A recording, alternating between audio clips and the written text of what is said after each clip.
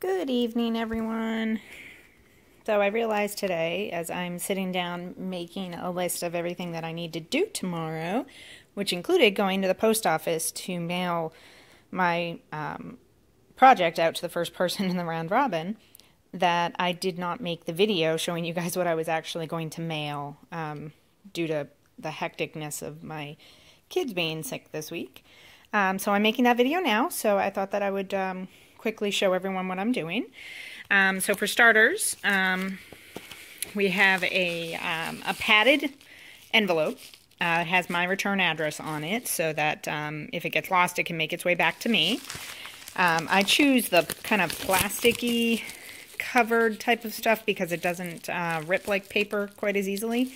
And it's bubble wrap lined so that hopefully it'll help things from not getting crushed. Most of the stuff in here is pretty soft, so I'm not worried so much about stuff getting crushed. So for starters, I have 2 page protectors. One is this one here that has my copy of the letter that I'm sending out to everyone, as well as the mailing list and some mailing labels that you guys can use, as well as a card down here at the bottom that has my my address on it so that everybody can get it back to me if I need it. And then I have the actual project itself. Oh, here's the other page protector, by the way, that has the full pattern. And then just so you know, because it took me a while to find it for anybody that's working on this, the last page of this, not including these 2 here, is the one that actually has, and I don't even know if you can see it without me taking all this out. Oh, here, hold on, let me take it out.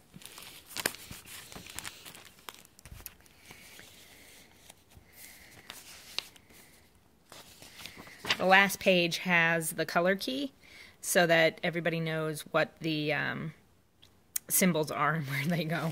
I actually could not find it at first and thought I needed to reprint everything. And I have further direction on these 2 pages here in my letter. You don't have to follow the numbering. I just kind of broke it out for everybody. You know, this pattern happens to be really straightforward, so I'm not too worried about it confusing anybody. But if you do get confused, let me know. In here, I have a baggie that has my name and the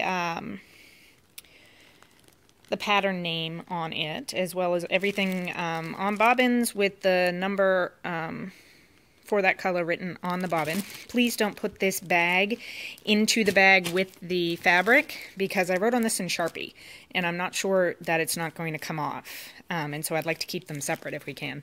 In the future, I would probably second guess myself and maybe put my name and the pattern name on a little piece of paper inside the baggie, but I didn't do that this time. So just don't put it inside with the actual fabric. And I'm going to make a spoiler for everybody.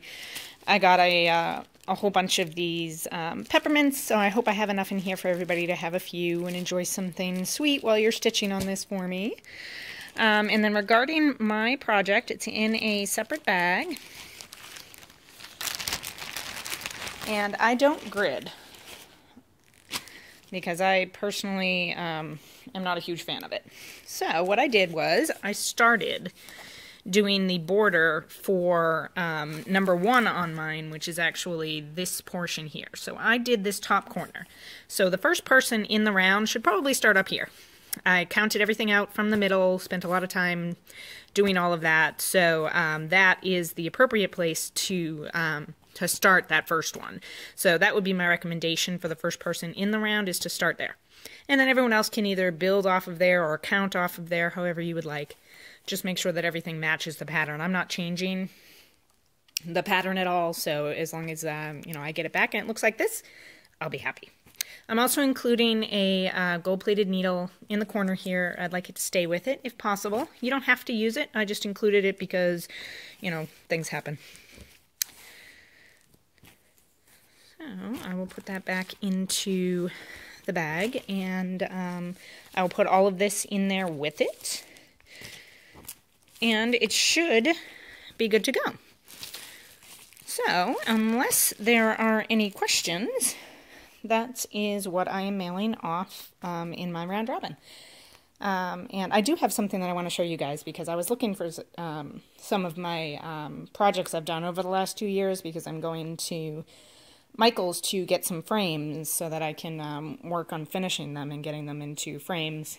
And I came across my favorite piece of cross-stitching that goes up. And unfortunately, we had just moved into this house this year, and I couldn't find this in time for Christmas.